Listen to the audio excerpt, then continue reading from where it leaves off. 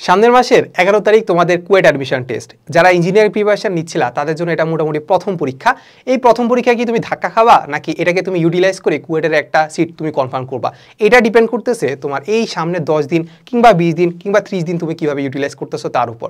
So আজকের ভিডিওতে আমরা আলোচনা করবো কুয়েট অ্যাডমিশন টেস্টের একদম A to Z প্লাস এই টাইমগুলোতে তুমি আসলে কীভাবে পড়াশোনা করবা, ফিজিক্স, কেমিস্ট্রি, ম্যাথ স্পেসিফিক্যালি কীভাবে পড়াশোনা করবা। এর পাশাপাশি তোমার মাথায় যত ধরনের কনফিউশন ছিল, আশা করি এই ভিডিওটা দেখলে তুমি একদম A to Z তুমি সলিউশন করতে পারবা, ঠিক আছে। সো প্রথম থেকে একদম লাস্ট পর্যন্ত দেখবা, সকল ধরনের কনফিউশন তোমার আসলে ক্লিয়ার হয়ে যাবে। সো সাথে থাকছি আমি মাহবুব রহমান জিপ্রান, বর্তমানে পড়াশোনা করছি বাংলাদেশ প্রকৌশল বিশ্ববিদ্যালয় বুয়েটে। আচ্ছা, সো এখানে আমি কয়েকটা পয়েন্ট লিখে রাখছি। পয়েন্টের মাঝখানে প্রথম পয়েন্ট যেটা আছে সেটা হচ্ছে তোমার রিটেনের প্রিপারেশন নিবা নাকি এমসিকিউ প্রিপারেশন নিবা। এখন ভাই বলতে পারো যে ভাই এটা কেমন কোয়েশ্চেন, কুয়েটে তো কুয়েট যেহেতু প্রিপারেশন নিচ্ছি তাহলে কুয়েটের জন্য তো এমসিকিউ আসবে, তাহলে এখানে আসলে আমাদের রিটেনের কেন প্রিপারেশন নিব।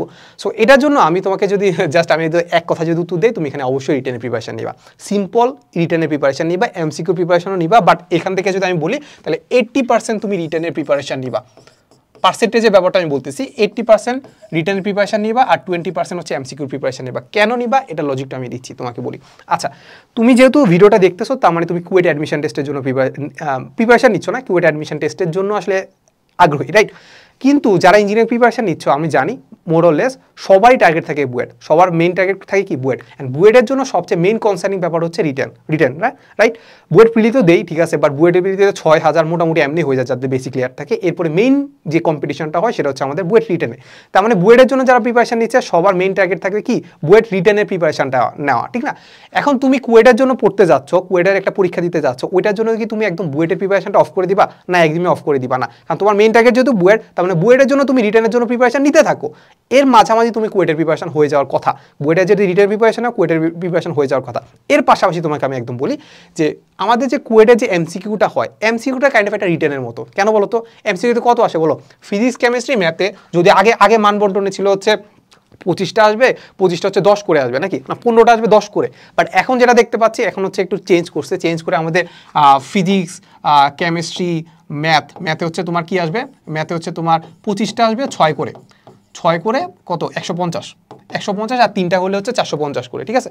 তাহলে এটাকে আমরা 3 ধারা গুণ করলে পাচ্ছি 450 মার্কস এখানে, ঠিক আছে। আর ইংলিশে থাকবে হচ্ছে তোমার 25টা ইন্টু 2, তাহলে হচ্ছে দেখতে পাচ্ছি 50। এই হচ্ছে তোমার মানবন্টনটা, ঠিক আছে। সো এখান থেকে আমি যেটা দেখাতে চাচ্ছি যে আমাদের হচ্ছে 25টা এমসিকিউ আর প্রতিটা এমসিকিউর হচ্ছে মান কত 6 বোঝো, 6 তো অনেক বেশি। এমসিকিউতে নর্মালি 1 থাকে আর এখানে দেখতে পাচ্ছ 6। ইভেন তোমাকে ক্যালকুলেটারও ইউজ করতে হয়, ক্যালকুলেটার ইউজ করার পাশাপাশি এখানে 4টা অপশন থাকে না 5টা অপশন থাকে। সো এইটা কাইন্ড অফ তোমার রিটেনটাকে জাস্ট তোমাকে এমসিকিউ আকারে দিচ্ছে, রিটেনটাকে কি তোমার এমসিকিউ আকারে দিচ্ছে। তার মানে বলা যায় যে তুমি যদি রিটেনের প্রিপারেশন নিয়ে যাও তার মানে এমসিকিউটা পারার কথা। তাও জাস্ট এমসিকিউ যেহেতু আছে তার মানে তোমার 20% একটু এমসিকিউ প্রিপারেশন নিতে হবে। বলতে এখানে জাস্ট কয়েকটা শর্ট ট্রিক্স জানা লাগবে কিংবা হচ্ছে হ্যান্ড ক্যালকুলেশন জানা লাগবে, যেহেতু অপশন আছে তোমার অপশন যে চুজের যে ব্যাপারটা আছে সেটা একটু জানা লাগবে। ইভেন একটু নিজেকে একটু টাইম মতো একটু প্র্যাকটিস করার চেষ্টা করা লাগবে। এর বাইরে আর তেমন কিছু না, মেইনলি তোমার এখানে রিটেন প্রিপারেশন নিতে হবে। যেহেতু তোমার বুয়েট প্রিপারেশন নিতে হবে এই জন্য তুমি অবশ্যই রিটেন প্রিপারেশন নিবা। এর পাশাপাশি আমাদের এমসিকিউর হার্ডনেস দেখে আমাদের বুঝতে হবে কি রিটেনের প্রিপারেশনই নিতে হবে। এই হচ্ছে কথা। 1 নম্বরে আমাদের কনফিউশন ক্লিয়ার হয়ে গেল, আমরা কিসের প্রিপারেশন নেব, রিটেনের প্রিপারেশন নেব। এইবার আমরা স্পেসিফিক্যালি যাবো যে আমাদের ফিজিক্স, কেমিস্ট্রি, ম্যাথ, ইংলিশের জন্য আমি কীভাবে প্রিপারেশন নেব। ওকে, তো সবার আগে আসছে আমাদের ফিজিক্স, কেমিস্ট্রি, ম্যাথ তিনটারে সেম গুরুত্ব, কারণ হচ্ছে আমার প্রত্যেকটা 25টা করে কোশ্চেন আসবে 6 নাম্বার করে, তার মানে মোটামুটি সবারই সেম গুরুত্ব আছে। ফিজিক্সের ক্ষেত্রে তোমাকে কি পড়তে হবে বলো, ফিজিক্সের ক্ষেত্রে যেহেতু তুমি এমসিকিউর প্রিপারেশন নিবা প্লাস রিটেনের প্রিপারেশন নিবা, তার মানে তোমার এখানে অবশ্যই আসলে মেইন বই আসলে কি মেইন বই ঠিক রাখতে হবে। তার মানে তুমি মেইন বই যেখানে যেসব জিনিস দাগায় রাখছো ওই মেইন বইটা পড়বা। তার মানে সবগুলোর ক্ষেত্রে মেইন বই মাস্ট, মেইন বই মাস্ট। ওকে, এরপরে ফিজিক্সের ক্ষেত্রে এই টাইমটাতে এসে তোমার কোনো ধরনের দরকার নেই কনসেপ্ট বুক পড়া। যদি মনে হয় যে না ভাই আমি কনসেপ্ট বুকে অনেক ধরনের নতুন কনসেপ্ট পাইছি যেগুলো একদম রিলেভেন্ট, যেগুলো আসার মতো, ইভেন হচ্ছে কোশ্চেনেও আসছে, কোশ্চেন ব্যাংকেও আছে, বাট আমাদের বইতে ঠিকভাবে দেওয়া নাই, তাহলে ওইটা তুমি একটু কাইন্ডলি একটু বইয়ে লিখে ফেলো বা একটা নোটে লিখে ফেলো। নোট তো বুঝে, এখন তো বড় ধরনের নোট করার সুযোগ নাই, এখন কি করতে হবে ছোটো নোট করতে হবে, ছোটো নোটে লিখে ফেলো, তাহলে তো হয়ে গেলে কনসেপ্ট বুকটা তুমি বাদ দিতে পারবা, ঠিক আছে। তার মানে এখানে কি করবা, মেইন বইয়ের সাথে কনসেপ্ট বুক পড়ার কোনো দরকার নাই। এরপরে পাশাপাশি যা ডিরেক্ট কোশ্চেন ব্যাংক শেষ, কোশ্চেন ব্যাংক। এরপরে প্লাস কেমিস্ট্রির ক্ষেত্রেও সেম, কনসেপ্ট বুক ধরার কোনো দরকার নাই। ম্যাথের ক্ষেত্রেও সেম, কনসেপ্ট বুক ধরার কোনো দরকার নেই। ম্যাথের ক্ষেত্রে তো একদম মাস্ট, কোশ্চেন ব্যাংক সলভ করে যাবা, মোটামুটি এনাফ, সব কিছু প্রায় কমন পাই যাবা, ঠিক আছে। মেইন বই পড়লেও মোটামুটি এনাফ ম্যাথের জন্য, ঠিক আছে। তাহলে এটার জন্য আমাদের কি করতে হবে, কোশ্চেন ব্যাংক, ঠিক আছে শেষ। এই হচ্ছে কথা। এখন আমাদের একটাই কাজ, কিসেরা বলো তো, মেন বই কোশ্চেন ব্যাংক, মেন বই কোশ্চেন ব্যাংক যারা সলভ করতে পারবা মোর দেন এনাফ। এখন এর পাশাপাশি তোমার আসলে তেমন কিছু করার নাই। এখন তোমাকে যেটা করতে হবে সেটা হচ্ছে বেশি বেশি করে প্র্যাকটিস করতে হবে। ফিজিক্স, কেমিস্ট্রি, ম্যাথ ডান, এবার তোমাকে ইংলিশটা প্র্যাকটিস করতে হবে ভাই। ইংলিশের জন্য আমি তোমাকে বলি, ইংলিশের জন্য কত মার্কস বলো? 50 মার্কস। 500 মার্কসের মধ্যে 50 মার্কস কত পার্সেন্টেজ করো, অনেক কম। পার্সেন্টেজ করলে কি অনেক কম। এই 50 মার্কস তোমাকে আসলে টিকাবে না, সত্য কথা একদম তোমাকে আমি বলে দিলাম, এই 50 মার্কস তোমাকে কি টিকাবে না। এই 50 মার্কস নির্ভর করতেছে তোমার আসলে র্যাঙ্ক কতটুকু হবে। যারা ফিজিক্স কেমিস্ট্রি, যারা ইঞ্জিনিয়ার প্রিপারেশন নিচ্ছে তাদের ফিজিক্স কেমিস্ট্রির এমনি বেসিক ভালো থাকে, সিম্পল কথা, ফিজিক্স কেমিস্ট্রি ম্যাথ এমনি ভালো থাকে। তুমি এই 50 মার্কস তুমি এনশিওর করতে যায় তোমার এই যে 450 মার্কসের কোনো ক্ষতি করা যাবে না, এটুকু মাথায় রাখবা। এখন তুমি ইংলিশে মোটামুটি পড়ে আসছো, এইচএসসি তো মোটামুটি দিছো নাকি, এসএসসি তো দিছো, এসিতে তোমার যে ইংলিশের যে জ্ঞান ছিল ওইটা দিয়ে মোটামুটি তুমি 50-এর মধ্যে 20-30 পাইতে পারো।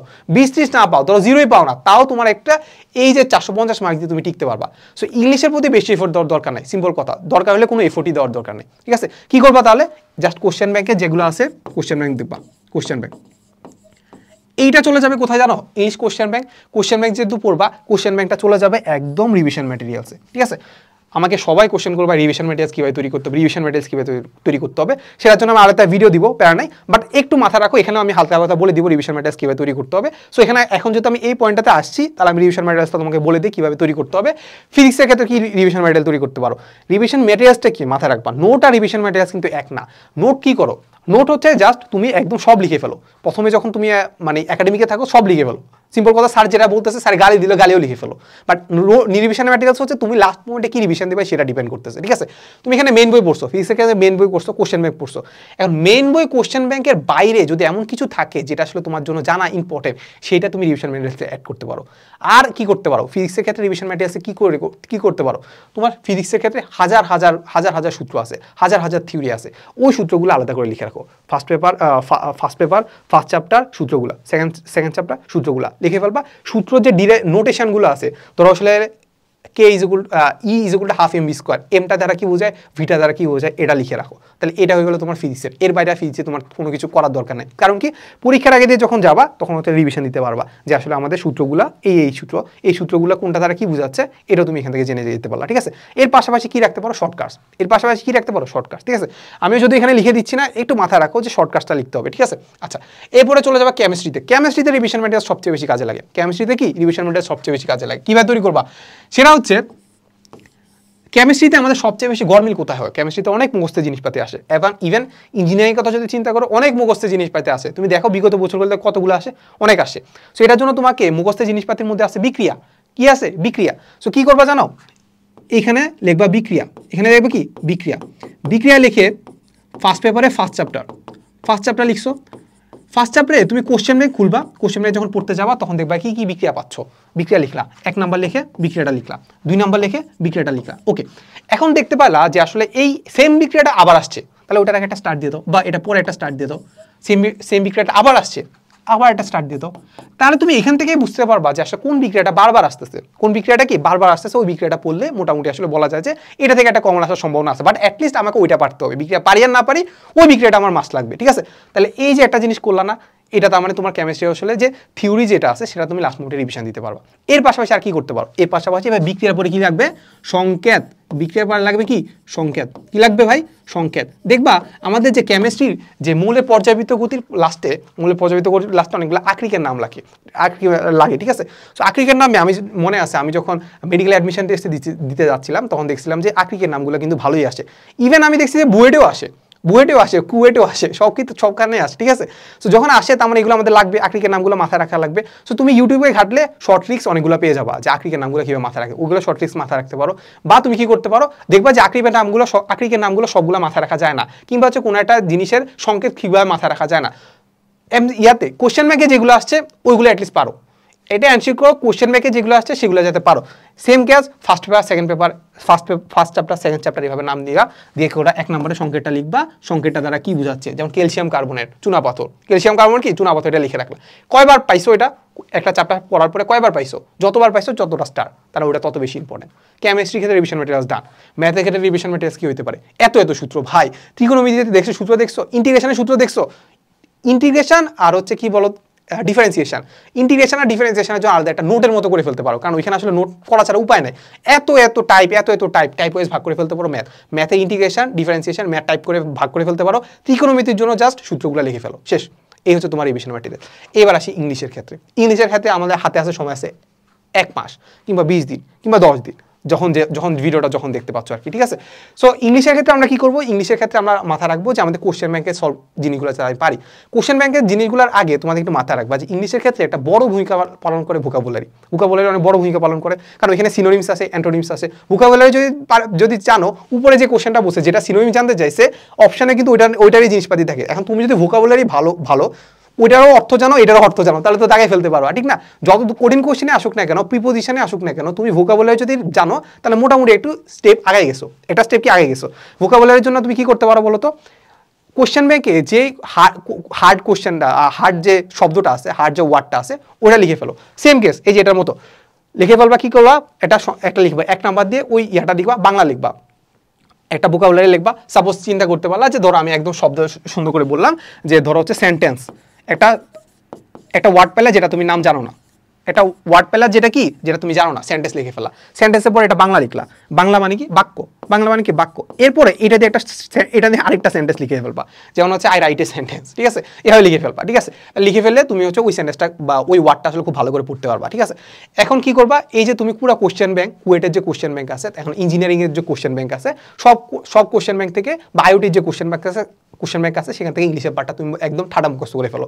প্রতিদিন এক পেজ করে পড়ো, প্রতিদিন একটা টপিক করে পড়ো। 30 দিনে 30টা টপিক, 30 দিনে 30টা টপিক পড়লে মোটামুটি এনাফ। এটার জন্য তুমি অ্যাপেক্সও পড়তে পারো, চাইলে কি অ্যাপেক্সও পড়তে পারো। এই হচ্ছে কথা। তাহলে এই যে কোশ্চেন ব্যাংক যখন পড়তেছো, কোশ্চেন ব্যাংকের ক্ষেত্রে তুমি একটা ওয়ার্ড বারবার পাইতে পারো, একটা জিনিসের বারবার সিনোনিম জানতে চাইতে পারে, সেম কেস স্টার্ট দিয়ে রাখলে বুঝতে পারবা যে অ্যাটলিস্ট কোনো কিছু না পারো এটা পারতে হবে, কারণ এইটা হয়তো বা স্যারদের খুব পছন্দের একটা ওয়ার্ড, ঠিক আছে? এই একটা জিনিস। তাহলে রিভিশন ম্যাটেরিয়ালস তৈরি করলা, এই হচ্ছে কথা। এরপরে হচ্ছে বাসায় বসে এক্সাম দাও ভাই, বাসায় বসে এক্সাম দেওয়ার খুবই গুরুত্ব আছে, ঠিক আছে? এখন তুমি দেখো সামনে যেটা বললাম যে সামনে 11 তারিখ তুমি একটা ধাক্কা খেতে পারো, কারণ খুব বেশি একটা সিরিয়াস না, হেসে গেলে কাটাই দিছো।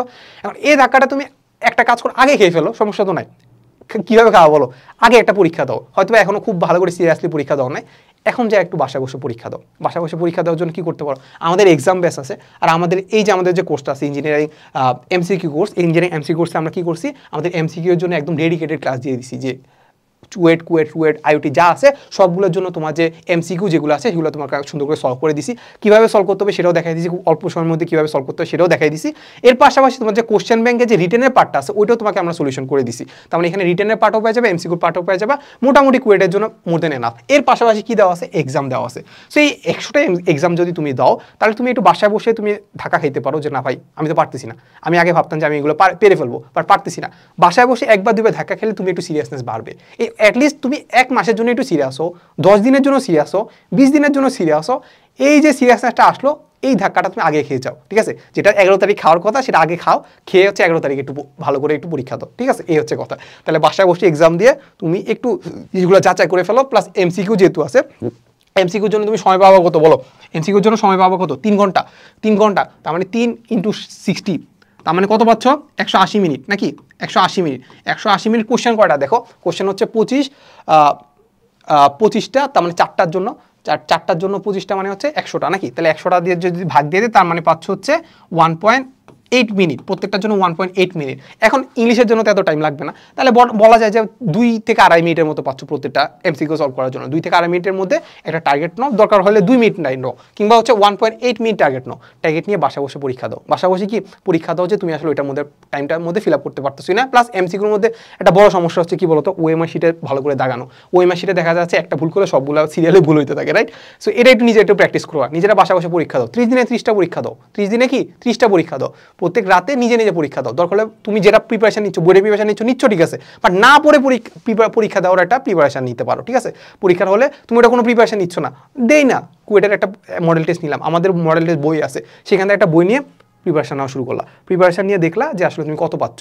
অ্যাটলিস্ট তুমি ধরো 100 পরীক্ষা নিলা, সাপোজ 100 পরীক্ষা তুমি 60 পেলা, তার মানে তুমি প্রিপারেশন নিলে হয়তো আরেকটু বেশি বা 70-80 পাবা।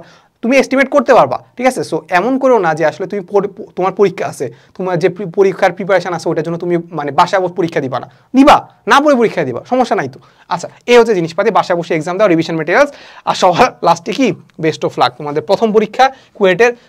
জানি ব্যাপারটা আসলে একটু অকওয়ার্ড হয়ে গেছে, তোমাদের আসলে বুয়েটের পরীক্ষাটা সবাই দিতে অভ্যস্ত সবার প্রথমে, বাট কুয়েট অ্যাডমিশন টেস্ট ওইটা থেকে তুমি একটা ভালো একটা পুশ পাইতে পারো বা একটা কিক পাইতে পারো।